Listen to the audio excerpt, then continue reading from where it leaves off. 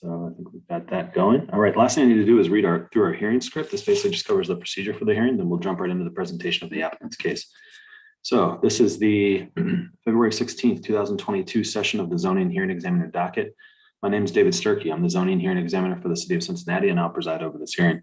The case before us today is case number ZH20220005 and ZH20220006. The purpose of this hearing is to allow applicants and opposing parties to testify and to offer and refute evidence and testimony. This hearing will follow the rules found in the zoning code and the supplemental rules of the zoning hearing examiner. All testimony and evidence that an applicant or any opposing party wishes to offer must be presented at this hearing, unless the party is opted to submit evidence or testimony in the form of writing prior to this hearing. The hearing will proceed as follows. The applicant, the applicant's attorney, or the applicant's agent will first present the applicant's case. If we did have anyone here from the public, they would then have an opportunity to present after the applicant had presented its case. I'll give the zoning plans examiner, Doug Owen, an opportunity to provide any testimony. And then in the event any party testifies or offers argument in opposition to this application, the owner and applicant will have an opportunity to rebut that testimony and or argument that was offered in opposition. And then finally, the applicant will have an opportunity to make any closing statements. After all presentations have been made, I will close the hearing. Decisions may be expected within 2 weeks. I may limit or exclude any testimony that I deem irrelevant or outside the scope of the application being considered. I may interrupt any speaker to ask questions and make any comments. I may also refuse to consider hearsay testimony. That's generally evidence you want to introduce that consists of statements made by someone who's not present at this hearing. In the event of any technical difficulties with our Zoom here, I'll do my best to troubleshoot that on the fly, but to the extent there's some defect that prevents us from meaningfully going forward with the hearing, I may limit I may continue or postpone this hearing at my discretion. Okay, final thing I need to do here is just swear in all of our witnesses. So if you intend on providing any testimony here today, asking any questions, making any comments, doing anything other than just strictly observing the hearing, then you need to be sworn in. So if that's you, if you could take yourself off of mute, I need everyone to answer out loud, and I need everyone to raise their right hand. Do you solemnly swear the testimony you shall give will be the truth, the whole truth, and nothing but the truth? I do. Okay, great. We have everyone sworn. All right, who's going to be taking the lead here on the presentation? I will, please. Okay, Ms. Morales, the floor is yours. Yeah, thank you. So what we are looking at today are 2 individual parcels in the Walnut Hills area on Hackberry Street. And one parcel, the one to the north, which is 2606, is currently a vacant parcel. 2604 currently has a older small home, not, I won't say derelict, but not in excellent condition. And the proposal is to develop these 2 parcels as attached single-family residences. The hillside overlay district laps onto both parcels, very small amount into the northern 2606 parcel, a greater portion. I think I keep missing out my numbers. Yeah, no, that's right. A lesser portion in 2604.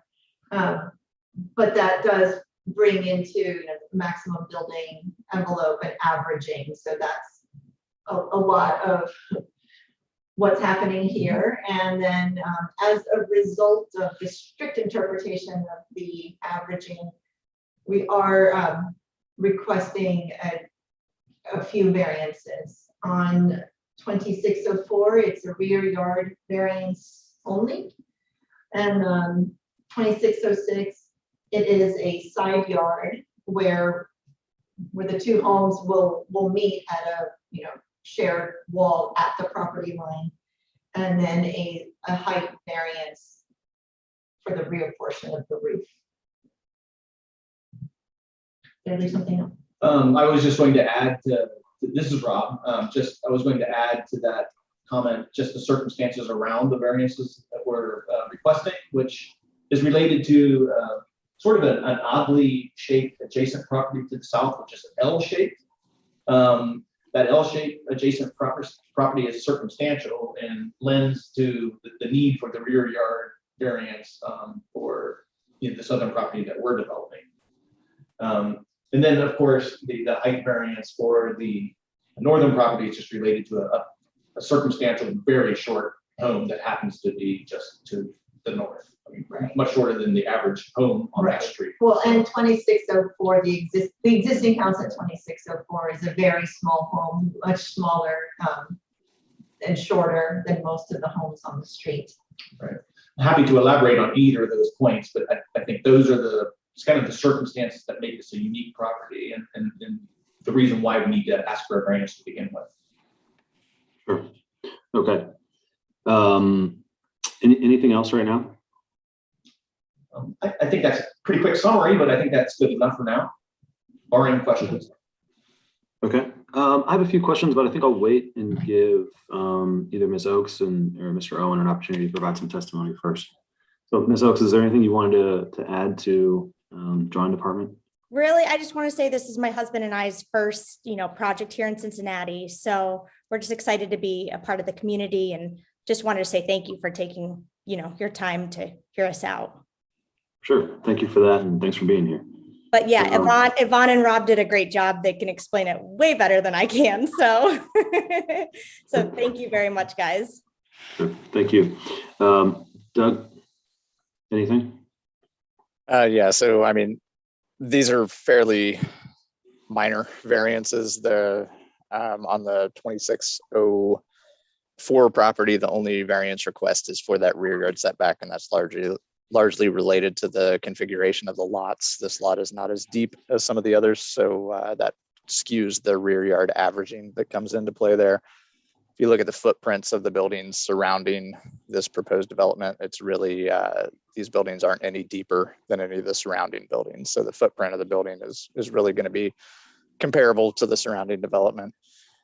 And then on the 2606 Hackberry, it's a variance of less than 3 feet for the side yard, and that's related to the fact that these are attached rather than the slight separation that the other buildings on the street have. So but the 3-foot variance is not considered to be a major issue from staff's standpoint. And then the only other variance is the height on that 2606 building. So these two buildings are both the same height. However, when you're using the height averaging, the building to the south on the corner is much taller than the surrounding buildings. It's about 52.5 feet.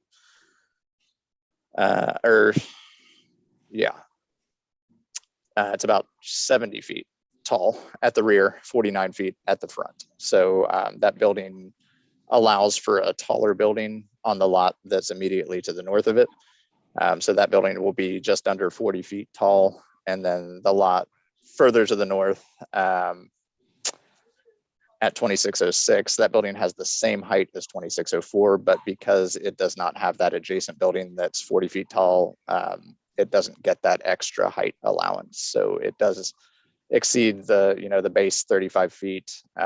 So it does need that 4.75 foot height variance. So the analysis in the staff report is accurate, and staff does support all the requests.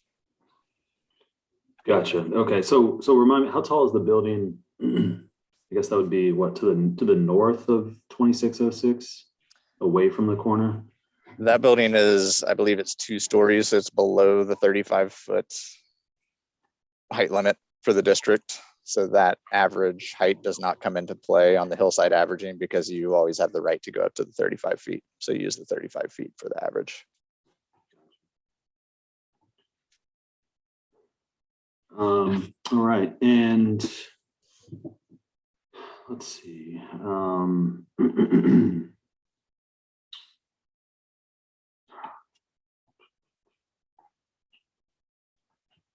And what's the underlying zoning on this, Doug? RM 2.0? Let me double check. Yes, it is RM 2.0. RM 2.0. So how does this line up with the underlying zoning? Because you said this is partially in the hillside overlay, is that right? Correct. Yeah, it's the hillside kind of bisects the parcels coming up through the middle. So they are building within that hillside overlay area. So all these hillside regulations do apply. So the RM 1.2 under the base standards for attached row houses, it has a 35-foot height limit. Is that what you're asking about, the underlying height? Yeah, the underlying height and setbacks on that. I mean, I can check it. I was just curious generally if it was generally conforming to that. Yeah, it is. It has a 20-foot height or 35-foot height limit. It has 20-foot rear yard setback and a 0 minimum side yard, 5-foot total side yard. Got it. Okay. All right. Thanks, Doug. And you're recommending approval on this? Correct, for all the variances or all the hillside review. Okay. Back to drawing department. Would you say that this project generally matches the character of the neighborhood, not in style and setback? Yeah, absolutely, yes. I think we don't have a site plan that zooms out, but even just what we have provided, and as Doug mentioned, the footprint certainly matches. And I think the style does too. I mean, it is updated and it's a building of, the year 2022, but it's a simple gable roof form, very much in keeping with the neighborhood. And then there are a few on the same side of Hackberry and a few properties to the north.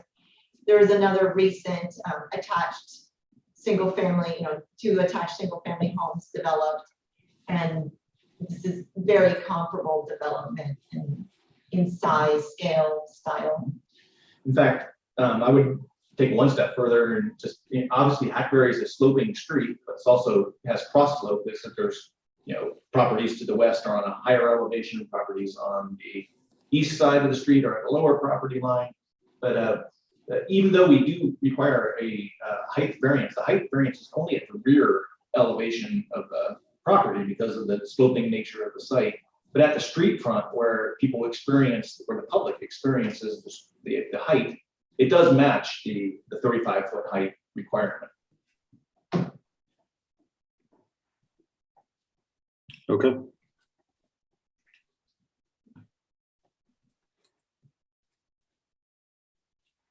All right. I think that's all the questions that I have. Anything else? Well, yeah, sorry, Doug, do you have something? Yeah, I wanted to add one thing, just to confirm Rob is correct that front height is 35 feet. So, if this were a regular zoning district, it would only take the measurement from the front and it would be complying. It's the rear height that is higher in that hillside. And then one other thing, David, I'm not sure if you had read through the recommendations in the staff report. I just wanted to point out the condition that we have. We have a couple conditions, one for lot consolidation at 2606, and the other one is for the fence opacity and height, just to make sure that is on the record. Yeah, thanks, Doug. From drawing department, I assume you've also had a chance to review the staff report. Do you have any response or objections to some of the conditions that Doug has placed on this recommendation? No, we don't, and we did communicate that ahead of this hearing, that the opacity of that fence at the front was an oversight on our part, and we'll make sure that it meets the requirements for transparency. And then what was the other one was lot consolidation, just of the 2606? I think so. I thought that hasn't happened I already. think it's already happened. Yeah, I thought that had already happened.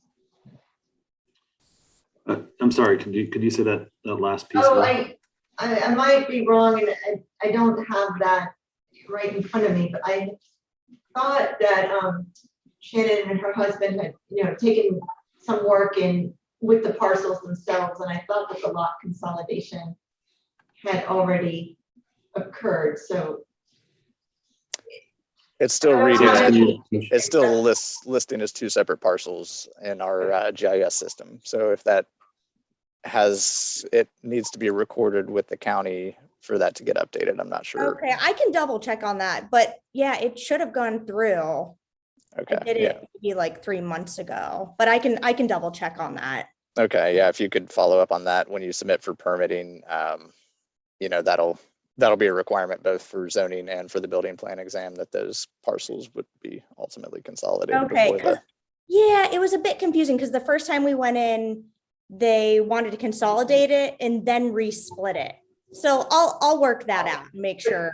I think it's not that we need to consolidate 2604 and 2606, it's that 2606 itself is subdivided, is that correct? Doug? Right, yeah, there 2606, Okay. there's a small sliver that I think Yeah. was cut off of 2604 in the past or something like that, but that Yeah. small sliver hasn't been added to 2606 yet. So that Okay. needs to be consolidated. I can get that done. Okay.